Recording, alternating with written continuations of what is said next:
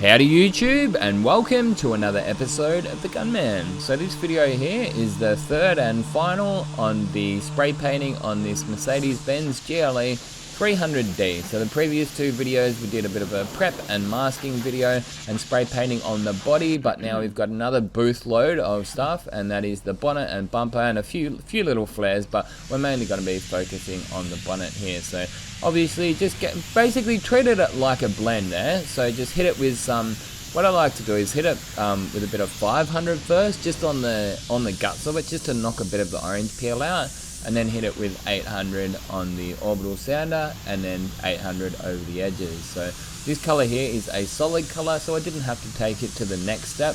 But if it was like a light metallic and I was needing to do some blends on it, I would have probably hit it with some 1000 grit to finish it off, because especially using the Onevisit, it has a tendency to sort of sink into the sanding scratches, and that's just the nature of spraying a wet coat on. It's going to want to sink in more rather than sit on the top. So if you're layering it up with coat after coat, it'll be more likely to sit on top of those sanding scratches. But I've found that the jobs come up a lot cleaner using the Onevisit, and they'll hold a much better gloss retention as well. So like everything, there's always going to be somewhat of a trade-off, or yeah, just don't give up. So I had recently somebody leave a comment saying, oh man, like I don't like the Onevisit because whatever. He said he found it slower, which I don't completely understand how like the Onevisit could be slower.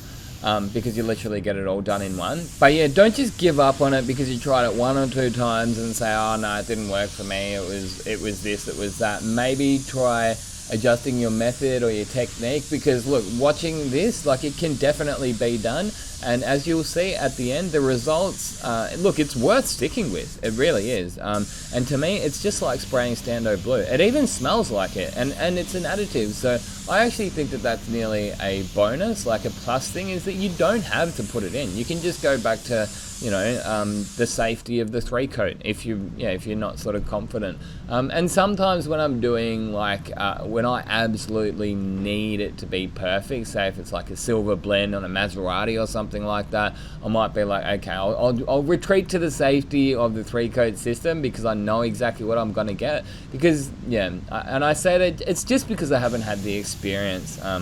But in saying that, I've done a couple of jobs with, you know, the high metallic blends, and I've been impressed at just how easy it actually was. But I guess I just need a little bit more experience to have that full trust and faith in it. One thing that can happen though is that the colors can sort of lighten up a bit. I found, yeah, they'll lighten and turn a little bit bluer, but that could also happen with the Stando Blue. I think it's just the nature of putting Basecoat down extra heavy. But there was a way around it. And well, another thing that I like about the PPG Onevisit is that it won't profile. So if you don't get it right first time, with the Stando Blue, if you need to go back and revisit it and say sand a bit of dust out of your base coat and then fluff a little bit more on, you will get this horrendous profiling. So it'll just kill the gloss in your clear. But that doesn't happen with the PPG EnviroBase, so that's a big plus to it. I'm really enjoying spraying this stuff lately, and yeah, I've totally changed my perspective on PPG, especially with this clear coat here. So the clear coat is the PPG LVC 131. I believe that if you're in, say, Europe and America, that the same clear is called D8 131.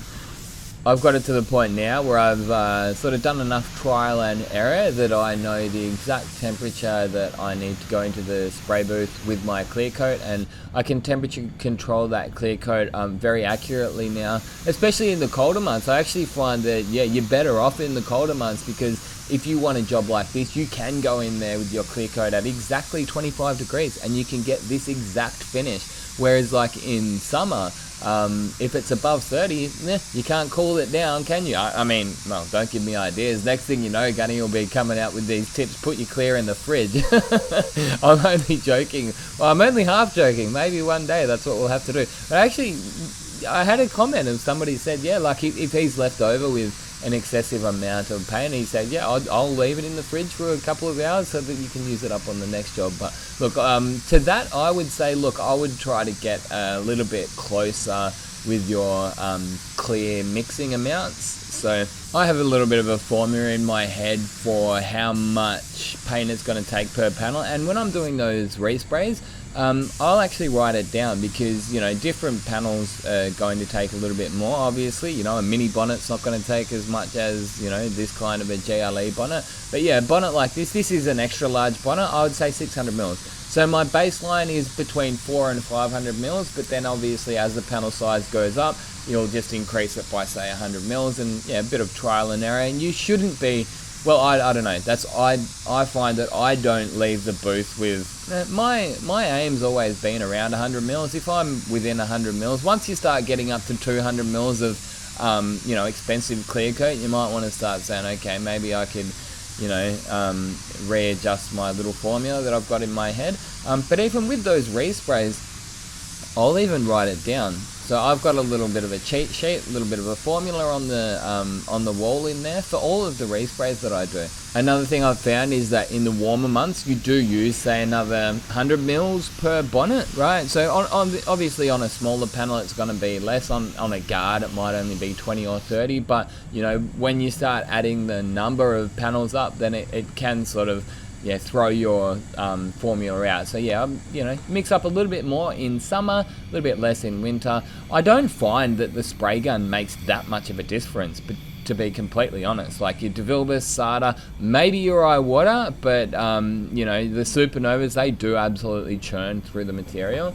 But your standard spray guns, it's really negligible. Feel like I've gone off on a few little tangents in this video, but that's what you get when you watch a Gunman video. But yeah, look, hopefully there might have been one little nugget in there, something that sort of helps you improve your procedure and makes you a little bit of a better painter. If yeah, that's basically my mission now. I think my mission at the start of this channel was to teach people how to spray paint, but now it's more, I'm just telling you what I'm doing. Just follow my career. As I improve, you can sort of follow along and just say, hey, look, I'll try that. If it works for me, well, then I'll do it. But what I say these days is you do you, baby.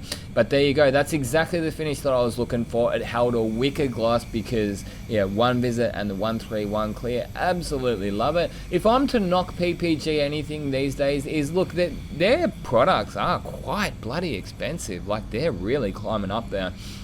But it's not really a big issue for me, because the way I see it is the job pays for it. I don't pay for it. Like, I'm an employee, so I'm not going to be sitting here banging on about the price. I just apply it. You know, I don't really control the price, but I am aware that the prices they're climbing up there. Sometimes I'll see an invoice and I'm like, whew, gee, I'm glad I'm not paying for that. But yeah, look, hopefully you did enjoy this video. If you did, be sure to give it a big thumbs up. I get all my spray guns from spraygunsdirect.co.uk, and that's also where you're going to be able to get yourself some Gunman spray overalls, the Colad Bodyguard spray suit. So yeah, until next time, get out there and paint some shit. Gunman out.